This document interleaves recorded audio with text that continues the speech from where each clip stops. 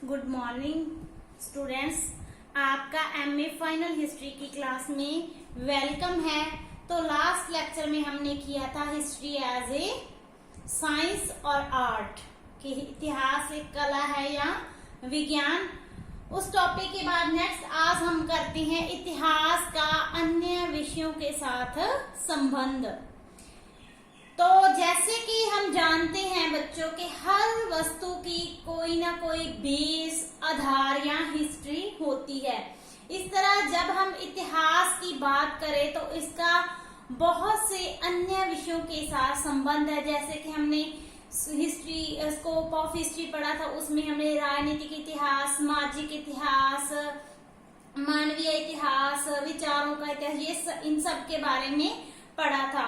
तो ऐसा कोई भी क्षेत्र या ऐसा कोई भी विज्ञान या सब्जेक्ट नहीं है जिसका इतिहास के साथ संबंध ना हो। इतिहास की परिभाषा के बारे में आप सभी जानते हैं कि इतिहास के जो पितामह थे उनको हेरोडोटस के नाम से जाना जाता था और इतिहास का सबसे पहले प्रयोग हेरोडोटस के द्वारा ही किया गया था।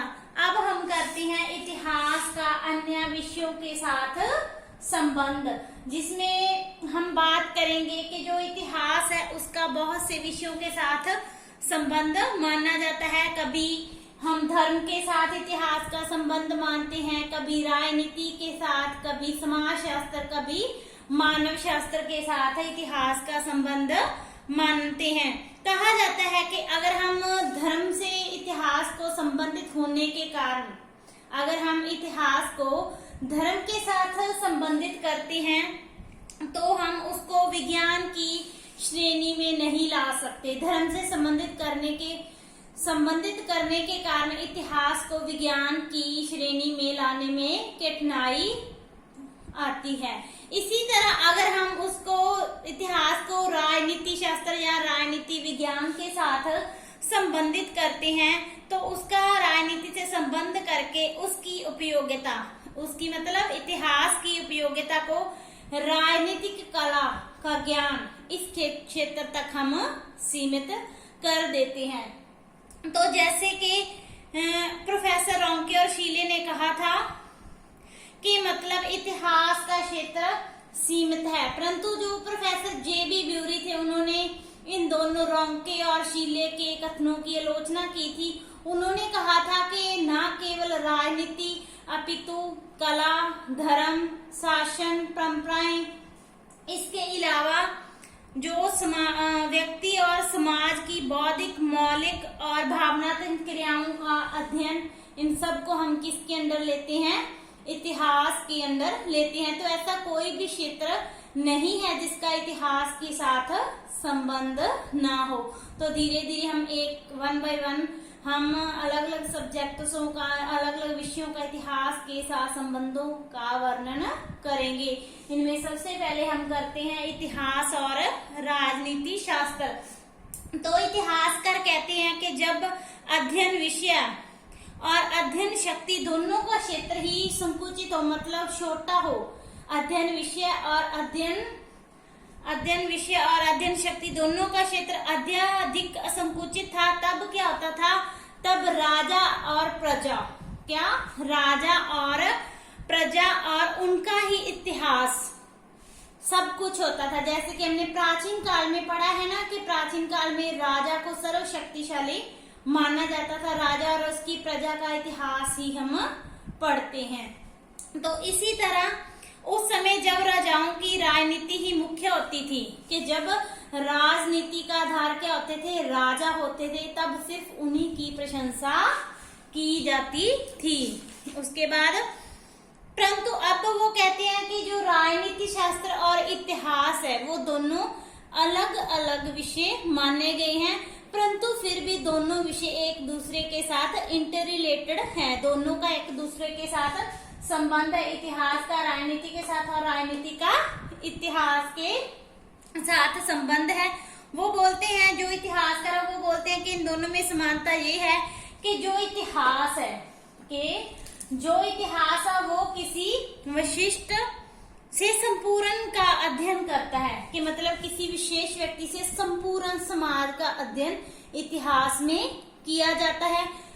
परंतु जो राजनीति शास्त्र है इसमें भी यही समानता है कि ये किसी क्षेत्र विशेष से अथवा संपूर्ण क्षेत्र का अध्ययन करता है। तो इन दोनों में क्या हुई, समानता हुई, क्योंकि ये किसी व्यक्ति विशेष और व्यक्ति विशेष से लेकर संपूर्ण क्षेत्र का अध्ययन करता है, इसमें भी संपूर्ण क्षेत्र का अध्ययन किया जाता है। तो इन दोनों में समानता हुई। तो एक तरह से वो बोलते हैं इतिहासकार के जो मनुष्य के समस्त प्रकार के जो राजनीतिक क्रियाकलाप है उनका जब हम अध्ययन करते हैं तो उनको हम इतिहास के अंदर लाते हैं, इतिहास के अधीन उनको लाया जाता है। तो इसी तरह राउज ने भी कहा था, किसने, राउज, उसने भी अपनी परिभाषा या मत या कोटेशन दी थी कि इतिहास में जो राजनीति का इतिहास है, कि इतिहास में राजनीति शास्त्र का इतिहास है वो सबसे मनोरंजक विषय बन गया है। और उन्होंने कहा था कि जो राजनीतिक मंच पर हम महान पुरुषों के कार्यों का उल्लेख करते हैं। तो अब जब हम राजनीति शास्त्र या राजनीतिक इतिहास की बात करते हैं आधुनिक टाइम पीरियड में, आधुनिक युग में, तो उसमें क्या है, राजनीतिक व्यक्तित्व की जो व्यक्तिगत भूमिका के साथ साथ कि मतलब एक नेता की भूमिका के साथ साथ जन सामान्य की व्यक्तिगत भूमिका को भी स्थान दिया जाता है, जिसमें जिसे हम सूक्ष्म इतिहास या माइक्रो हिस्ट्री कहते हैं। तो जो माइक्रो हिस्ट्री है वो आपका शॉर्ट क्वेश्चन। ओके, नेक्स्ट हम करते हैं इतिहास का विधि शास्त्र के साथ संबंध। क्या इतिहास का विधि शास्त्र के साथ संबंध? विधि का अर्थ है कानून, तो विधि शास्त्र का अर्थ हुआ कानून शास्त्र। क्या हुआ? कानून शास्त्र। तो जो कानून जो पहले राज्य अथवा राजशास्त्र का एक पार्ट होते थे, जो हमने राजनीति शास्त्र पढ़ा है ना, उसी को हम राज्य शास्त्र बोलते हैं। कि जो पहले कानून होते थे वो किसका अंग होते थे? राजनीति शास्त्र का। परंतु अब उनके बढ़ते हुए स्वरूप को देखते हुए उनको अलग एक विषय के रूप में मान्यता दे दी गई है। जैसे जैसे कानूनों का क्षेत्र स्वरूप बढ़ रहा है तो उनको एक अलग विषय के रूप में मान्यता दी गई है। तो जैसे कि कानूनों के निर्माण में, जब कानूनों का निर्माण होता है तो उसमें जो प्राचीन कानून व्यवस्था थी उसका सर्वाधिक महत्व था। जैसे प्राचीन काल में जो कानून बनते थे उनमें मनुस्मृति, रामायण, महाभारत, क्या मनुस्मृति, रामायण और महाभारत का जो इनके जो राज्यादेश होते थे, जहाँ जो पश्चिमी विद्वानों के द्वारा नियमों जो पश्चिमी विद्वान आते थे यात्रा करने के लिए, उन्होंने जो नियम बनाए थे उनसे बहुत ज्यादा सहयोग लिया जाता है जब विधि शास्त्र का निर्माण किया जाता है। तो इस तरह आज जो विधि शास्त्र का विषय है वो एक व्यावसायिक विषय बन गया है। कौन सा विषय बन गया है? व्यावसायिक विषय। और इसके जो इसका व्यावसायिक विषय, इसके प्राचीन इतिहास की आधुनिक काल से तुलना करने में हमें आज के विधि शास्त्र का जो क्षेत्र है वो हमें विस्तृत होता दिखाई देता है। उसके बाद हम कहते हैं कि संविधान भी आजकल, संविधान का अध्ययन भी एक स्वतंत्र विषय बन गया है। और संविधान के अंदर हम किसको लेते हैं? विधि शास्त्र, क्योंकि कानूनों का निर्माण किसके अंदर होता है? संविधान के। क्लियर? तो इन दोनों के बीच सामान्य प्रकार के देखें तो दोनों एक दूसरे के बहुत ही समीप है, दोनों एक दूसरे के नजदीक माने जाते हैं। तो 20वीं सदी में इन दोनों को अलग अलग विषय स्वीकार कर लिया गया कि इनके बीच समीपता या समानता होने के बावजूद भी 20वीं शताब्दी में इनको अलग अलग विषय स्वीकार किया गया है। नेक्स्ट हम करते हैं इतिहास का समाज शास्त्र के साथ संबंध। क्या पॉइंट है? इतिहास का समाज शास्त्र के साथ संबंध। तो समाज शास्त्र में बच्चे हम मानते हैं कि जो मानव है वो किस में रहता है? समाज में। तो हम जो इतिहास किसको मानते हैं? मानव के कार्यों और उपलब्धियों की कहानी मानते हैं इतिहास को। तो जब मानव समाज में रहता है तो जो इतिहास है वो किसका बन जाता है? समाज का इतिहास। तो वास्तव में जो समाज का इतिहास इतिहास माना जाता है।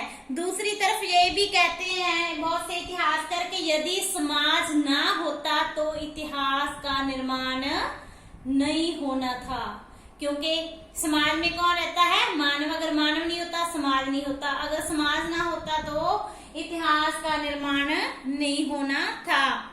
तो कोमते ने भी कहा है कि जो इतिहास एक सामाजिक भौतिक शास्त्र है। समाज क्या है? इतिहास क्या है? एक सामाजिक भौतिक शास्त्र है जिसमें मानवीय व्यवहार के नियमों का अध्ययन किया जाता है। कि मानव के व्यवहार के नियमों का अध्ययन किसके अंदर किया जाता है? समाज शास्त्र के अंदर किया जाता है। इसी तरह टाइनबी भी मानते हैं कि जो सामाजिक अनुतत्वों से इतिहास का निर्माण होता है, कि समाज के द्वारा ही इतिहास का निर्माण होता है। इसी तरह जो इतिहास विकसित हुआ है उसका कारण कोई व्यक्ति अथवा राष्ट्र नहीं होता, बल्कि युगों के समाज के गुण होते हैं। कि मतलब राष्ट्र या व्यक्ति इतिहास का गुण नहीं है, बल्कि अलग अलग युगों के समाजों को हम इतिहास के अंदर लाते हैं। इसी तरह राउज ने भी सामाजिक इतिहास को विशिष्ट माना था। राउज ने कहा था कि जो रेनियर ने भी राउज का समर्थन करते हुए कहा था कि जो सामाजिक इतिहास है वो आर्थिक इतिहास का बैकग्राउंड पृष्ठभूमि है और राजनीतिक विकास की लिए एक कसौटी है। ओके, तो जैसे कि समाज शास्त्र में हम क्या करते हैं, जो इतिहासकार है वो समाज सुधारकों जैसे कि रामानंद, कबीर, गुरु नानक, महात्मा गांधी, इसके अलावा जो समाज सुधारकों ने आंदोलन चलाए थे जैसे कि राजा राम मोहन राय, दयानंद सरस्वती, जवाहरलाल नेहरू, जयप्रकाश, इनके कार्यों का जो अध्ययन समाज शास्त्र के अंदर किया जाता है। तो इस तरह इतिहास और समाज शास्त्र दोनों अलग अलग होते भी हुए भी इन दोनों के बीच गहरे संबंध पाए जाते हैं। नेक्स्ट आता है इतिहास और समाज विज्ञान। कौन सा पॉइंट आता है? इतिहास और समाज विज्ञान। और सामाजिक विज्ञान में हम उन सभी विषयों को शामिल करते हैं जिनका संबंध किसके साथ होता है? समाज के साथ होता है। तो इस तरह जो सामाजिक विज्ञान है उसमें केवल अर्थशास्त्र के कुछ विशेष महत्व स्थापित किया है। जैसे जैसे सामाजिक विज्ञान के क्षेत्र में नई नई खोजें हो रही हैं, वैसे वैसे क्या सामाजिक विज्ञान का क्षेत्र भी विस्तृत हो रहा है और इसके विस्तार किया जा रहा है। और इतिहास का संबंध सामाजिक विज्ञान के अंतर्गत आने वाले प्राय सभी विषयों के साथ किसी न किसी रूप में है। ओके, यहाँ तक क्लियर? नेक्स्ट हम करते हैं इतिहास और मनोविज्ञान के। इतिहास और मनोविज्ञान का आपस में क्या संबंध है? तो जो व्यक्ति और समाज वो किस में रहते हैं? व्यक्ति और समाज आपस में दोनों का गहरा संबंध है। और जो मनोविज्ञान में व्यक्ति और समाज दोनों की प्रवृत्तियों का अध्ययन किया जाता है। तो इस तरह इन प्रवृत्तियों और कार्रवाइयों, जो समाज और व्यक्ति की प्रवृत्तियां और कार्रवाइयों, उनका अध्ययन कौन करता है? इतिहासकार करता है। तो जब इतिहासकार इन प्रवृत्तियों का अध्ययन करता है तो वो किसका प्रयोग करता है? अपनी मानसिक अंतर्दृष्टि या मनोवैज्ञानिक अंतर्दृष्टि। कि जब भी वो इन कार्रवाइयों का समालोचना, आलोचना, विश्लेषण करता है तो वो अपने मस्तिष्क शक्ति का प्रयोग करता है, अपने दिमाग का प्रयोग करके क्या करता है? इनका अध्ययन करता है। तो इस तरह वो अपनी मानसिक अंतर्दृष्टि की सहायता से इन प्रवृत्तियों के बारे में जानता है। दूसरी ओर हम जानते हैं या हम ध्यान दे पाते हैं कि जो इतिहासकार है जब वो इतिहास के निर्णय लेता है, कि मतलब जब वो इतिहास लेखन कार्य कर रहा होता है तो इतिहास के संबंध में जब इतिहासकार कोई भी निर्णय पर स्वयं इतिहासकार का जो व्यक्तिगत जीवन है, कि मतलब जिस प्रकार में उसका व्यक्तित्व है, उसके अपने व्यक्तिगत जीवन और जिस समाज में वो रह रहा है, उन दोनों का प्रभाव उस पर पड़ना आवश्यक होता है। तो उसके व्यक्तिगत जीवन और उसके सामाजिक वातावरण का जो इतिहासकार ऊपर प्रभाव पड़ता है, और ये दोनों ही क्या किसके अंदर आते हैं, उसके मनोवैज्ञानिक प्रवृत्ति के अंदर आते हैं। कि एक तो उसका अपना व्यक्तिगत जीवन, दूसरा उसका समाज, दोनों का उस पर मनोवैज्ञानिक रूप में प्रभाव पड़ता है, और ये दोनों उनकी मनोवैज्ञानिक प्रवृत्ति के अंदर आते हैं। तो इस तरह मनोवैज्ञानिक प्रवृत्तियों और कार्रवाइयों का अध्ययन जो एक इतिहासकार वो इतिहास के अंतर्गत करता है। दूसरी ओर हम कह सकते हैं कि जो इतिहास भी क्या है, इतिहास भी मानव प्रवृत्तियां, कार्रवाइयों और आस्थाओं का अध्ययन करता है। किसके मतलब इतिहासकार के मानव प्रवृत्तियां, कार्रवाइयों और आस्थाओं का अध्ययन कौन करता है, इतिहास करता है। आज के लिए इतना ही, कल हम इसको कंटिन्यू करेंगे। Thank you.